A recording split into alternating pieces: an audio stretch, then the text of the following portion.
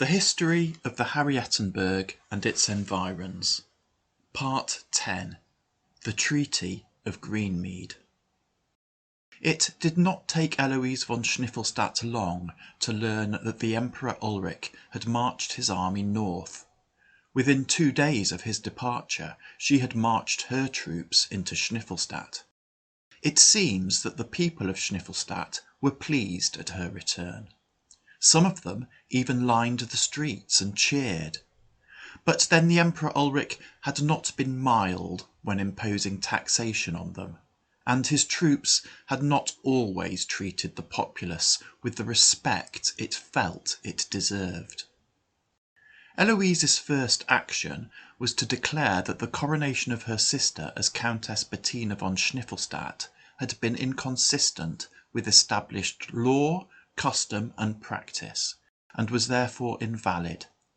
Eloise herself therefore was, and always had been, the only legitimate Countess von Schniffelstadt. Just in case anyone doubted this reasoning, she herself placed the ceremonial crown of the Counts von Schniffelstadt on her own head. As these words and actions passed without demur, she turned her attention to other matters. Next, she went to visit Colonel Ladderstock. She found him lying on a bed with a straw-stuffed mattress, locked in a sparsely furnished but not uncomfortable cell, looking rather unkempt. His jailers had vacated the premises hurriedly the previous day, immediately after they had heard that Eloise von Schniffelstadt was marching on the city, and he had therefore spent 24 hours without food to eat, wine to drink, or water to wash in. As the Countess entered, Colonel Ladderstock leapt to his feet and snapped to attention. Eloise von Schniffelstadt looked him up and down. "You have let yourself go, Colonel," she said. "You have not shaved this morning." The Colonel agreed that this was remiss of him, and apologised. "That is all very well," replied the Countess, "but I expect my officers to maintain certain standards. I will overlook it on this occasion, but do not let it happen again. Make yourself presentable and report to me in 2 hours' time. I have some new duties for you." The Colonel clicked his heels and saluted. "Yes, my Empress," he said. Eloise von Schniffelstadt held up her hand. "I am no longer an Empress," she said. "I have only just reclaimed the title of Countess. But some day I will be a Queen." And she turned on her heel and swept out of the room. Exactly 2 hours later, Colonel Ladderstock, face freshly shaved and arrayed in an immaculately pressed blue dress uniform, was admitted to the presence of the Countess Eloise von Schniffelstadt, who was standing at a map table with Crown Prince Leonardo and Colonel von Flussing. "Good evening, Colonel," said the Countess. "Please come and join us." Colonel Ladderstock obeyed. The Countess pointed at the map on the table in front of her. "Ulrich the usurper is marching to DRECK," she said. "I will follow him northward. At the very least I should be able to reclaim Flussing." Colonel von Flussing nodded. "Yes, my Countess," he agreed. "Certainly. The people of Flussing will welcome a return to your rule." Eloise von Schniffelstadt looked at him. "I would expect nothing less," she said. "Having taken Flussing," she continued, "I will be well placed to take advantage of any opportunity that presents itself as a consequence of the current conflict in DRECK." Her audience nodded in agreement. She turned to Colonel Ladderstock. "Colonel," she said, "the people respect you as a military man, and as a loyal subject who has suffered for your Countess and your country. You will act as governor of Schniffelstadt in my absence." Colonel Ladderstock bowed. "That will be an honour, my Countess, he replied. However, Eloise von Schniffelstadt continued, while the people may respect you, and will be content under your governance, you are an economic illiterate. Colonel Laderstock bowed again. Economics is not a subject worthy of study by an officer of the Schniffelstadt Guards, he observed. Quite so, replied the Countess. It is tedious and unmanly, but it is useful. Crown Prince Leonardo has made an especial study of it, and while he may be a useless coward on the battlefield, he does have some ideas about increasing trade and so growing our tax revenues. When I march, he will also remain in Schniffelstadt. The people will obey you as their governor, and you will obey him and implement those ideas. Colonel Lardstock and Colonel von Flussing remained impassive throughout this speech. Crown Prince Leonardo flinched, but was silent. After a short pause, Colonel Lardstock bowed. As you wish, my Countess, he said. Having made these arrangements, Eloise von Schniffelstadt did not tarry in the eponymous city of her family. The following morning she marched her army north. She met with no opposition in Flussing, and after resting the army there for a couple of days, which she spent making administrative arrangements, she marched further north, to the point where the ancient lands of Schniffelstadt ended and the earldom of DRECK began. Her army was in the process of setting up camp when a contingent of horsemen was observed, riding from the direction of DRECK. Captain Rosenkerl and the 6th Company of the Old Boys were immediately dispatched to intercept and investigate this group, which proved to consist of Colonel Ritter and about 30 cavalrymen in tattered blue uniforms. This was all that remained of the Krassenbackers who had fought with the Pink Hussars on the mound at the Battle of DRECK. Faced with the levelled muskets of Captain Rosenkohl's men, the horsemen halted. Colonel Ritter rode slowly forward toward Captain Rosenkohl, who asked him his business. Colonel Ritter replied that he was bringing his sword to lay at the feet of the Countess Eloise von Schniffelstadt, and that the men accompanying him also wished to enlist in her service. Captain Rosenkohl indicated that the horsemen should dismount, and, leaving them under the guns of his men, he escorted Colonel Ritter into the presence of the Countess. The Countess Eloise von Schniffelstadt slowly looked him up and down. "Colonel Ritter," she said, "you are a brave man to show your face here, after deserting me and fighting for my enemy." "I have been fighting for the defence of my country," replied the colonel. "I have been cutting down Pink Hussars." "Indeed," retorted the Countess, "among other things. How can cutting down the royal horsemen and grenadiers of my father-in-law, my ally, be defined as defending your country?" "He was not your ally at the Battle of Wrinkle Wood," replied the colonel. "That blot on the history of the Krassenbackers has now been erased, and I acted on the orders of your sister, who, at that time, was the acting Countess von Schniffelstadt." "A usurping countess, and the wife of a usurping emperor," responded the Countess. Colonel Ritter looked directly at her. "The Pink Hussars were marching on Krassenbacker," he said. "I am an officer of the army of Schniffelstadt. It is my duty to defend the lands of Schniffelstadt. In order to do so, I fought for your sister, a von Schniffelstadt, against your enemies, the forces of Harrieten. In your continued absence from Schniffelstadt, I have continued to serve your sister to the best of my ability. If you wish to punish me, then do so. But I only wish to serve Schniffelstadt." and he dropped to one knee, and, unbuckling his sheathed sword from his side, laid it at her feet. "Oh, do stand up!" snapped the Countess. "You are the colonel of the Krassenbachers, not a grovelling knave. You are a fool, but I do not believe you are a traitor, and I will admit you back into my service.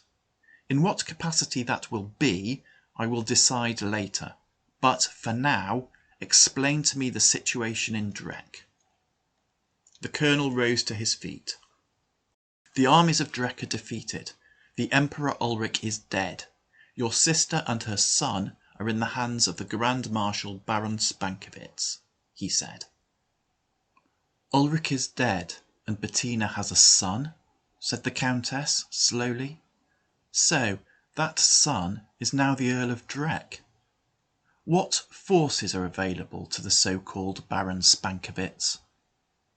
"He has significant forces in DRECK," replied the colonel, "including the Golden Guard and the entire army of SOISSAGE, but considerably fewer pink hussars than he started with. Even so, we are outnumbered." "King Leonardo XIII and his men are at Sheep," observed the Countess. "What if we united our forces?" "I am sorry to say that King Leonardo's army is somewhat smaller since the Battle of Trefeld," said Colonel Ritter, "and, coming through your camp, I observed that your army includes a considerable number of men in the purple uniforms of Negroni. I seem to recall that there is no love lost between the soldiers of Panini and Negroni. Your combined army might end up at war with itself rather than with the enemy." The Countess Eloise von Schniffelstadt scowled. "I assumed you rejoined my service because you wished to fight," she said. "It appears that you do not."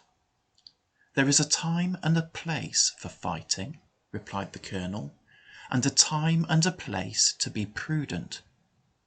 Captain Schweif said that to me several times. He died fighting with 3 damned pink hussars at the Battle of DRECK. That was a time for fighting. You have regained your inheritance. Maybe now is a time for prudence." The Countess Eloise von Schniffelstadt sniffed. "You have become quite philosophical in your old age," she observed, "but I am not sure it is a change for the better." After considering her options, the Countess Eloise von Schniffelstadt decided to resort to diplomacy. She wrote a formal letter to the Grand Marshal Baron Spankowitz, in which she noted with regret that the Countess Harriet von Harrieten had launched an unprovoked and unjustifiable attack upon DRECK. She demanded the release from cruel captivity of the rightful Earl of DRECK and his mother. She also noted that the men of the Countess' own guard were part of the army of Schniffelstadt, and therefore neutrals in relation to any war between DRECK and Harrieten. As such, there was no justification for the continued incarceration of these men as prisoners of war, and the Grand Marshal must arrange for their safe passage back to Schniffelstadt. If the Grand Marshal did not immediately accede to her requests, then she would have no option but to take military action. The Grand Marshal read this letter and sighed. The subjugation of DRECK was proving tricky enough without the Countess Eloise von Schniffelstadt sticking her oar in and making threats. The Soissageois were a domesticated people who had passively accepted a change in regime. The men of DRECK were not so tame and were becoming fractious. Sending the baby Earl into exile would not do anything to calm them down. And, in any case, Bettina von Schniffelstadt had made it very clear that she did not want to go anywhere. She was very content in her rooms in the Drecken's Tower, with 2 pink hussars at the door, who ensured that she was undisturbed, and Captain ZSERBO at her beck and call. And Captain ZSERBO was a problem. The Countess Harriet von Harrietten had greeted the tidings of her glorious victory in DRECK with great enthusiasm, and was coming to visit her new dominion. She would expect the Grand Marshal to court-martial Captain ZSERBO, and that would not go down well with the Pink Hussars. As for sending the men of the Countess' own guard back to Schniffelstadt, in other circumstances the Grand Marshal would have been delighted to do so. Accommodating, provisioning, and guarding these men was a considerable drain on his resources. But to send trained soldiers to a country that was threatening to make war upon him did not strike the Grand Marshal as a sensible course of action. He rang the bell on his desk and ordered a footman to bring him a bottle of schnapps. In the meantime, the Countess Eloise von Schniffelstadt had decided that, rather than awaiting a reply to her diplomatic missive sitting in a tent in a muddy field, she would do so in the comfort of her palace in Schniffelstadt. On arrival, she was surprised to discover that her niece, the Honourable Mary Green, Lady of Greenmead, was paying a formal visit to the city, having been invited by Crown Prince Leonardo. Much to the Countess Eloise von Schniffelstadt's annoyance, Lady Green was accompanied by Jack the Hat. That annoyance was increased when she discovered that the presence of Jack the Hat had been specifically requested by the Crown Prince. "What on earth did you invite that dreadful milliner for?" she asked her husband. "To discuss economics," he replied. "In particular, what changes might be made to tariffs at Tallinn to encourage trade between Schniffelstadt and Greenmead." The Countess Eloise von Schniffelstadt sighed. "Tallinn should belong to Schniffelstadt," she said. "Giving it up was hard, but it was necessary, and it is done." Her eyes lit up. "But," she added, "Kleinplatz was stolen from me, and I will take it back." This outburst provoked a sigh from Crown Prince Leonardo. "Wars cost money," he said, "and the treasury is not in a healthy condition. We would be better trading with Harrieten through Kleinplatz, rather than fighting with Harrieten over it." His wife looked at him, aghast. "So I am just to let Harriet von Harrietten swan about, stealing countries from anyone she pleases?" she exclaimed. "Greenmead will be next, and then she will come for us. As her territory grows, so does her military power. Unless we act now, how can we stop her? It may already be too late." Her husband smiled.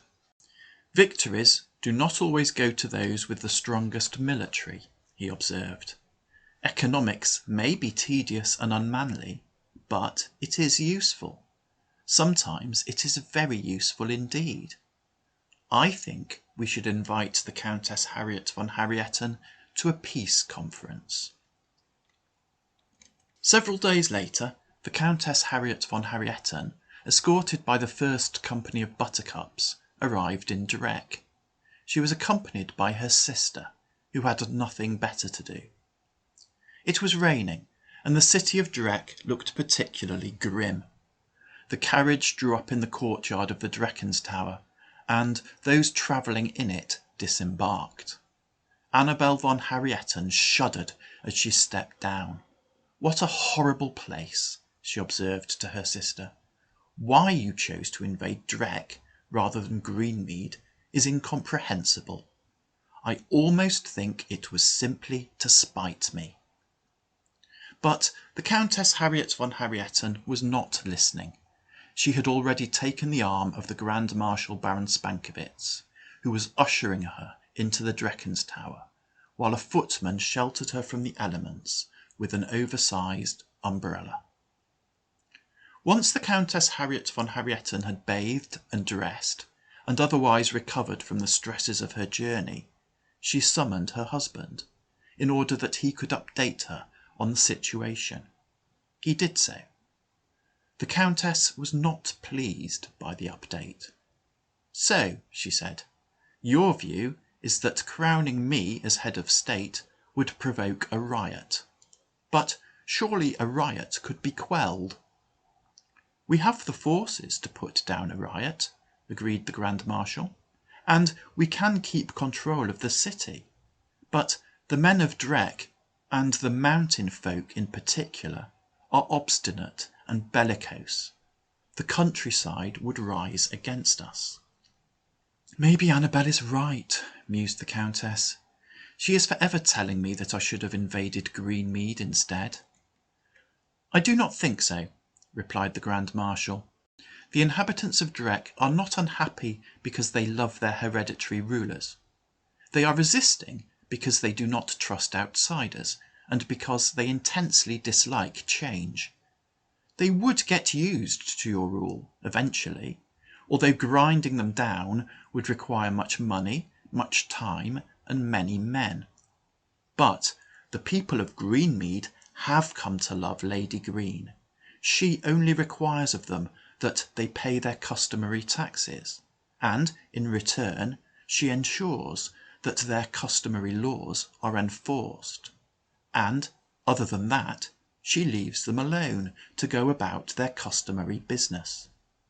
The problems we are having with DRECK are nothing compared to those that we would be having had we invaded Greenmead."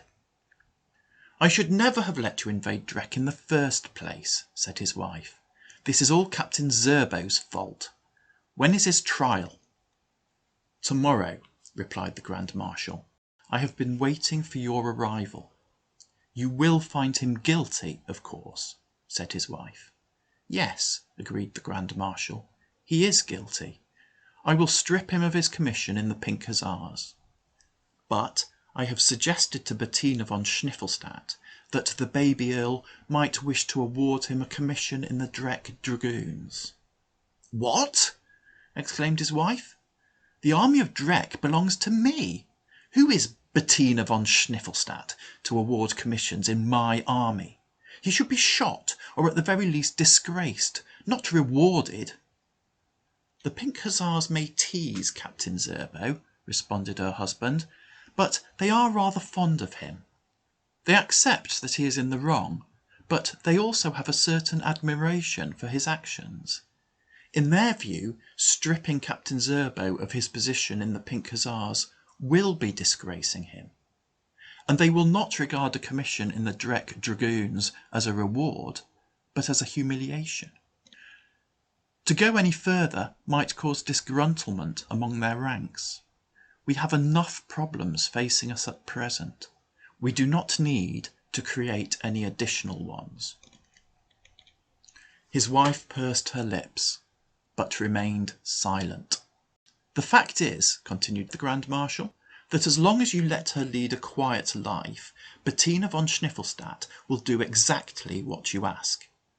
If she does the occasional thing that appears to go against us, that will help promote the illusion that she and the baby earl are still in power, which may placate the populace. And, given Captain ZSERBO's role in the conquest, I doubt that he is overly popular in DRECK. Giving succour to him is therefore not going to make her any friends, and that works in our favour."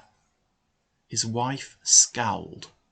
"You are too clever by half," she said, "but the trial and punishment of Captain ZSERBO is a military matter, so, Grand Marshal, on your head be it.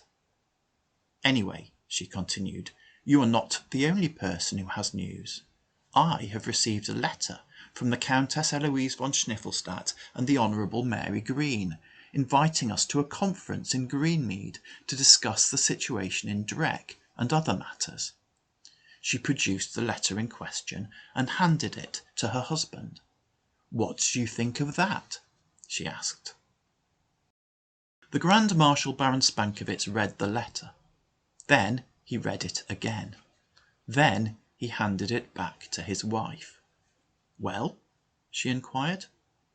"I am not sure what their game is," replied her husband, "but I think we should accept their invitation. and find out." "Is it safe for me to visit Greenmead?" asked the Countess. "I think so," said the Grand Marshal. "If anything were to happen to you, then Annabel would become the Countess von Harrieten. That would be a very bad day for the Honourable Mary Green." The court-martial of Captain ZSERBO took place in the main courthouse of DRECK. The trial was conducted by the Grand Marshal Baron Spankowitz, flanked by Major Beerslopper and Colonel Toltot, who all sat at a long table raised on a dais at one end of the room. Facing them, at a lower level, was a smaller table, at which sat Captain ZSERBO. The Grand Marshal opened the proceedings by summarising the charge against Captain ZSERBO, namely, that he had deserted his post and led his men into DRECK without having had any orders to do so.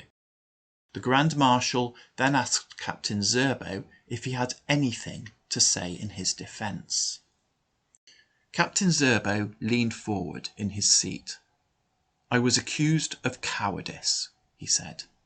"To clear my name, I captured Snicker and the city of DRECK. I held out in the Drecken's Tower for several days, surrounded by a ferocious enemy. I opened the door to DRECK so that you could walk in and take possession. I should be awarded honours, not punished, for my actions." "You didn't actually do any fighting, though," observed Colonel Toltot. "You left the fighting to everybody else." Captain ZSERBO leapt to his feet. "Sit down!" barked the Grand Marshal. "I will have no more of this nonsense.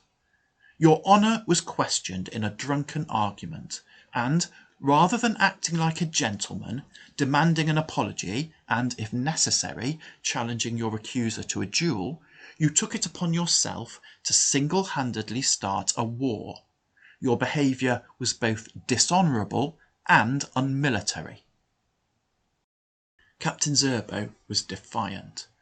"I am not the only person in this room who has started a war without orders to do so," he said.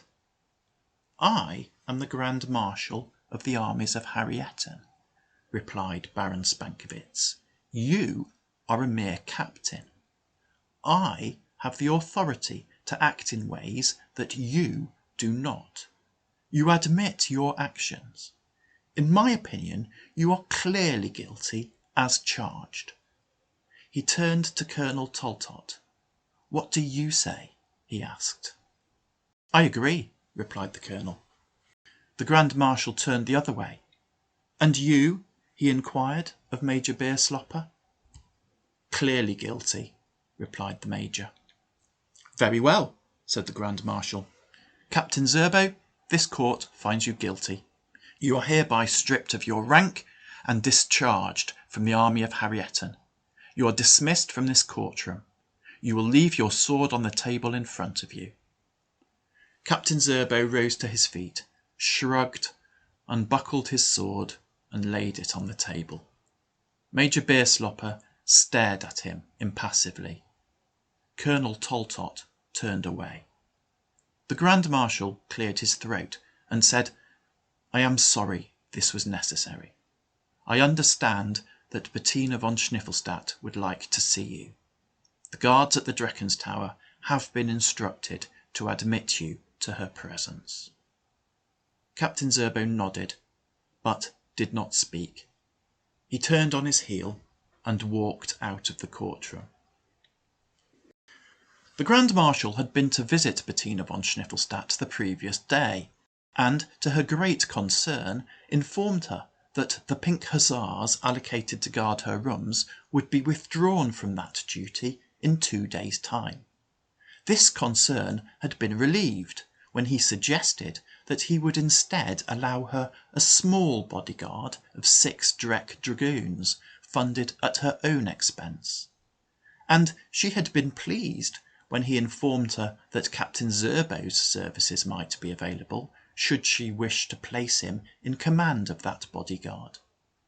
Bettina von Schniffelstadt had become quite fond of Captain ZSERBO. The following day, the Countess Harriet von Harrieten and the Grand Marshal Baron Spankowitz departed from DRECK, accompanied by the 3rd Squadron of the Pink Hussars under their new commander, Captain Langosch. The men of the 3rd Squadron had been particularly upset by the verdict passed on Captain ZSERBO.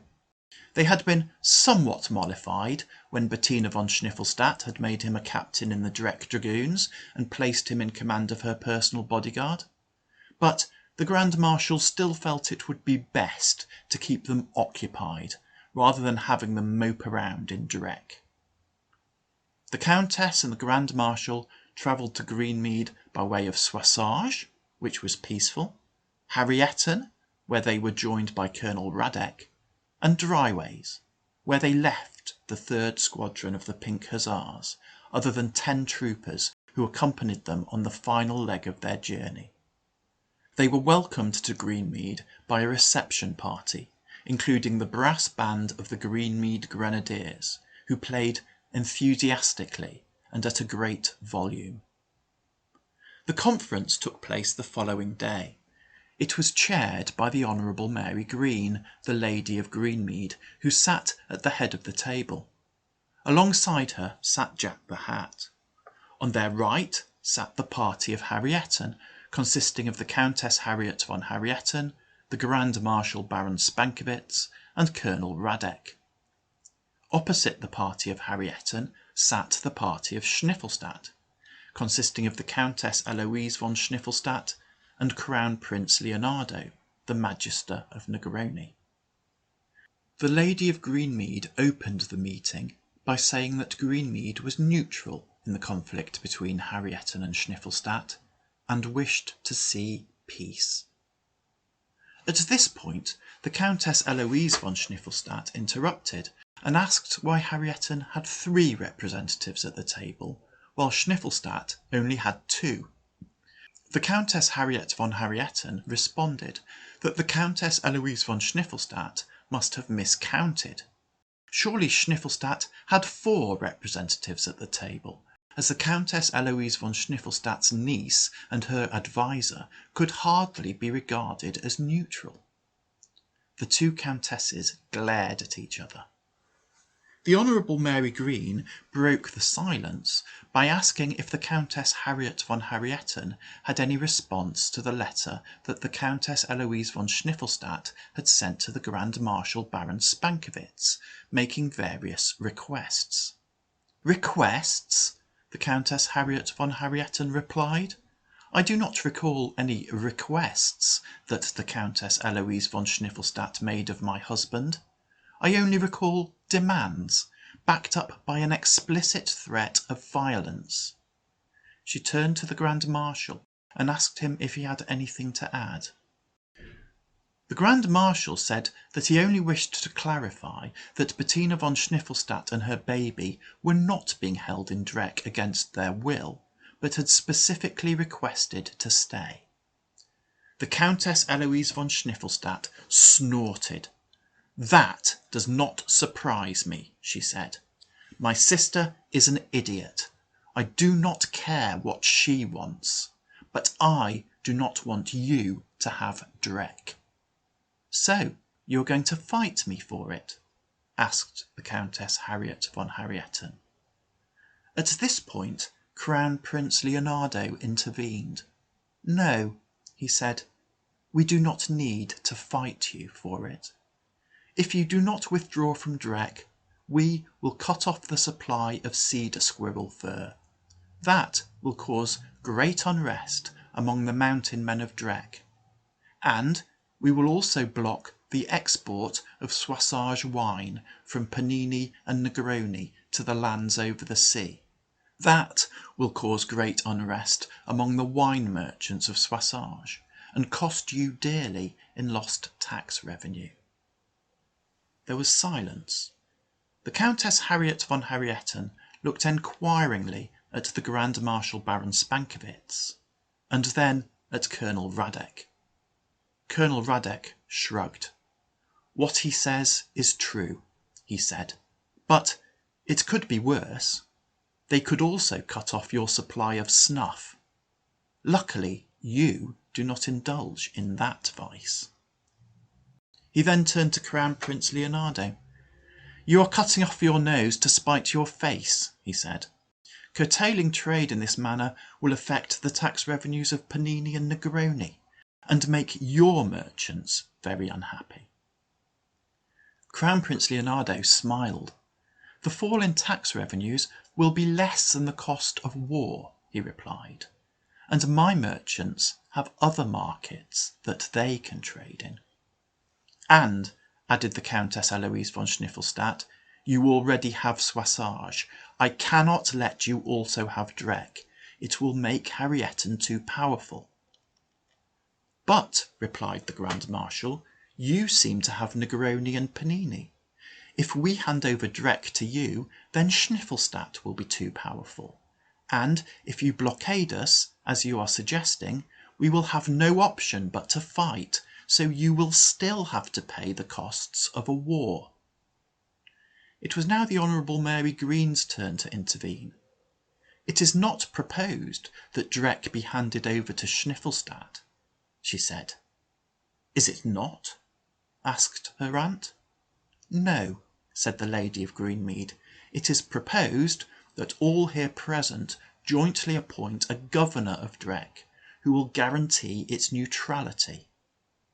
"Go on," said the Grand Marshal. "Who did you have in mind?" "Colonel Robinson," replied the Honourable Mary Green. "Colonel Robinson?" enquired the Grand Marshal. "And who exactly is Colonel Robinson?" "He is the colonel of the Greenmead Grenadiers," replied Jack the Hat. "He is notorious for being a strict disciplinarian, a model of rectitude, and extremely careful with his money. Indeed, it is said of him that the only thing he will give you for nothing is his opinion, and that is somewhat strange, as he values his opinions very highly indeed." "He sounds like an amusing dinner guest," observed the Countess Harriet von Harrietten. "Not really," replied Mary Green. "He is as discordant as his brass band. But he is diligent and trustworthy. If he is ordered to ensure the neutrality of DRECK, then he can be relied on to do so." "That is true," said Colonel Radek. "The man is incorruptible."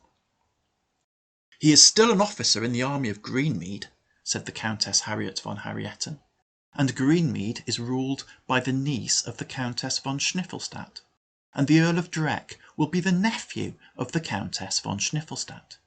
There is still too much Schniffelstadt in the mix for my taste." "There are some other parts of the proposal which may provide some comfort," said Jack the Hat.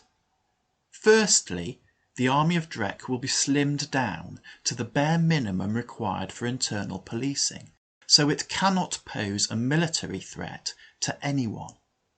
Secondly, the excess tax revenue of DRECK will be split equally between Schniffelstadt and Harrietten. Thirdly, Harrietten can appoint an ambassador to DRECK, who will have the ability to examine Colonel Robinson's actions and accounts on a continuous basis. And fourthly," added the Countess Eloise von Schniffelstadt, "my fancy boys will be released from captivity and returned to me. And fifthly," she continued, "you will restore Kleinplatz to Schniffelstadt." "If we can agree peace terms, then you are welcome to your fancy boys," said the Grand Marshal. "But Kleinplatz is not so straightforward." "May I observe," interjected Jack the Hat, "that Kleinplatz is an independent mayoralty, and in fact always has been. There is no reason why you cannot both operate customs posts in Kleinplatz. Indeed, you could even operate a joint customs post. That would be much more convenient for trade." Thus it was that the Treaty of Greenmead was agreed, and thus it was that peace returned to the Harrietenberg and its environs, for a while at least.